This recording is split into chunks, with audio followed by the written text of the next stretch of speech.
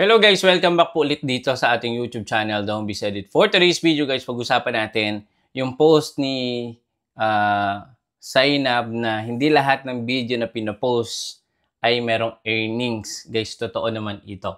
Sobrang nag-trending nga po ito sa social media and may nag-message din sa akin, computein daw natin kung magkano yung estimated revenue doon sa specific video. Pero basahin muna natin itong post ni Zainab Harake. Sabi niya dito, hindi lahat ng pinopost na video ay kumikita ng pera. Dami ko nakikita bawi daw gastos dahil sa views and likes na nakikita nyo. But to be honest, ito yung reality sa social media. Moment and feeling na gusto ko ma-achieve, kaya kahit pwede kong gamitan yan ng music, nakikita kami, mas pipiliin ko yung feel na video mapapanood nyo. Ayan. So, pwede nga daw gamitan ng mga royalty-free music para magkaroon ng revenue. Pero, dahil nga gusto niya yung pinaka video na yon is maging siguro okay yung sound, yung quality, mas pinili pa rin niya yung preferred na audio or background music. So sabi niya dito, kadalasan sa mga videos na copyright ang music, kaya sana bago mag-post alam ang social media rules. Ayan, totoo naman yun dapat.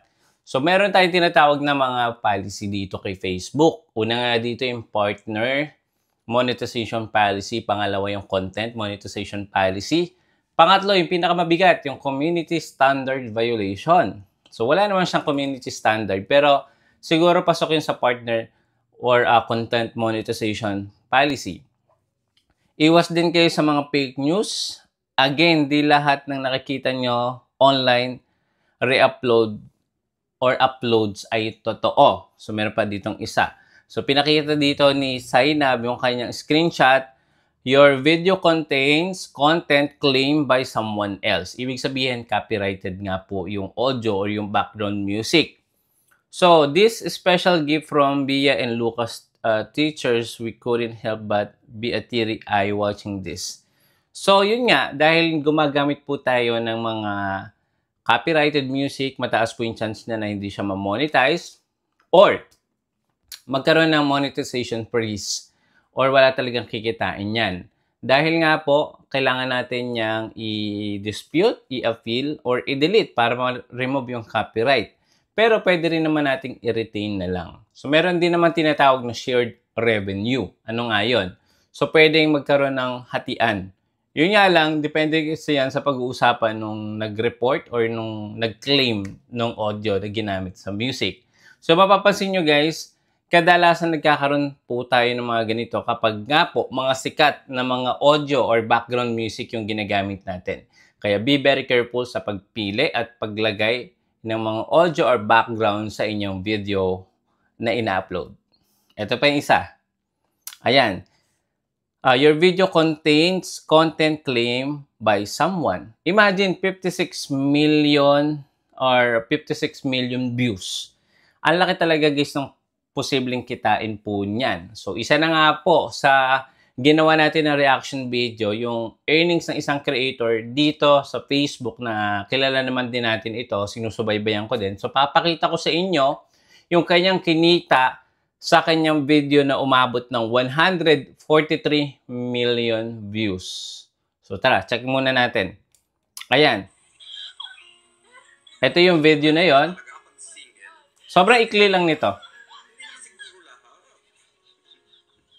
Ayan, panoorin lang natin saglit para magkaroon kayo ng idea.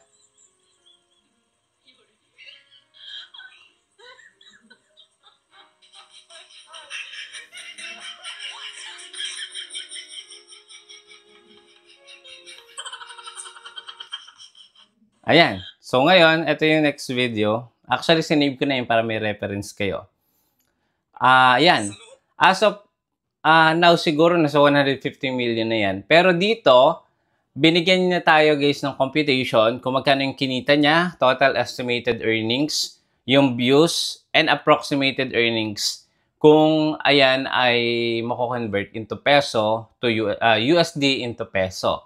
So, madali lang naman computein yan, guys. Sabihin natin merong 145 million views. Computein natin. 9,019 USD. I-divide natin yan sa 145 million views. Ayan. Or sabihin natin, i-divide na lang natin sa 145.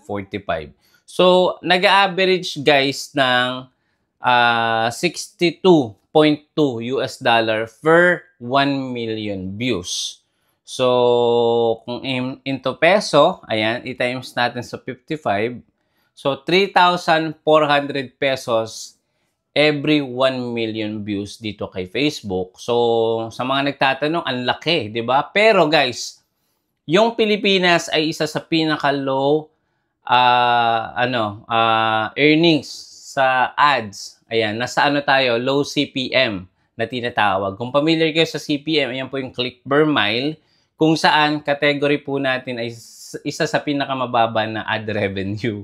Pero meron tayong tinatawag na high CPM o ito yung mga top tier country like yung USA, England, Europe, yan mga yan, Japan.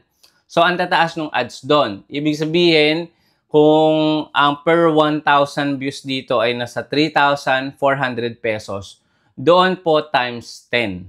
Possible, mga ganon. Or sabihin natin, times 5 or 2 times 10 yung earnings kung doon mapapanood yung video nyo. Okay? So, pwede rin naman combine. Pwedeng meron kayong viewers sa mga top tier country. Meron din kayong viewers sa mga low tier country. Okay? So, para malinaw. So, kung compute natin to sa 145, so nasa, tawag dito, 496,000 pesos po. So, eksakto naman na makikita natin, halos kalahating milyon yung kinita niya lang guys sa isang video lang. Sa isang video lang na umabot ng 145 million views. Okay? So, ang tanong, pumasok po ba iyan? So, check natin yung kanyang video. So, ang pumasok sa kanya dito guys is 7,986. So, possible may tax or hindi pa kasama yung iba dito. Possible, meron pa yung tinatawag na bonus.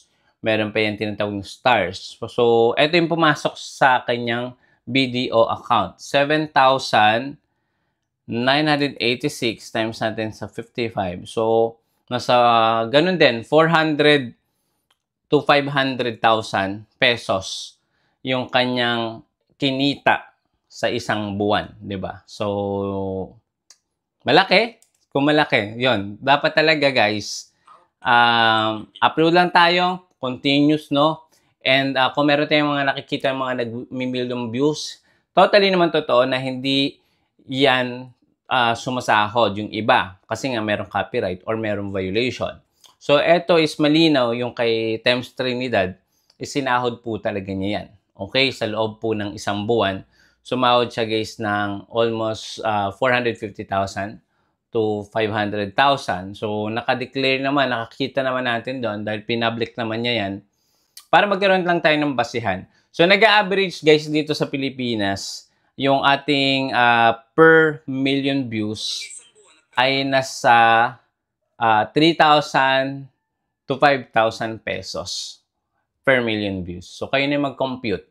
So, kung kayo po ay meron 50 million views, compute natin. Sabihin natin sa, ano ko lang to. Compute natin yung kay Zainab na 56 million. Kung monetize yung kay Zainab at mahaba yung video, di ba? So, possible, hindi lang naman isang ads yung mag-appear doon. Kapag po kasi maikli, possible, ano lang yung banner ads, yung mga nag-a-appear. May post loop ads na tinatawag sa mga long form video. So, kung nasa 50 million times natin sa $62, so, ito yung kanyang, tawag dito, ulit. 52 million times natin sa, ilan ba yun guys? Nalito na ako. So, ito is 145. So, hindi natin kasi makukompute. Ulitin natin to So, 9,019 times i-divide natin to sa 145. So, 62.2. Ayan, 62.2 per million views times natin sa 52. So, eto, yung pwede niyang kitain sa isang video lang. So, nasa 3,234 times natin sa 55. So, nasa approximate 150 to 200,000 dun sa 50 million views. Again, guys, estimated lang yan, approximate lang yan. At again, wala pong earnings kapag po merong mga copyright, ayan, na tinatawag, or merong mga contains na claim yung mga video na in-upload nyo. So, sana malinaw, and thank you so much for watching. At kung nakatulong po yung ating simpleng video ngayon, don't forget naman to follow, to subscribe, and palike itong video natin para kapag meron tayong mga next video update, manonotify po kayo. Maraming salamat. See you again sa next video. Bye-bye.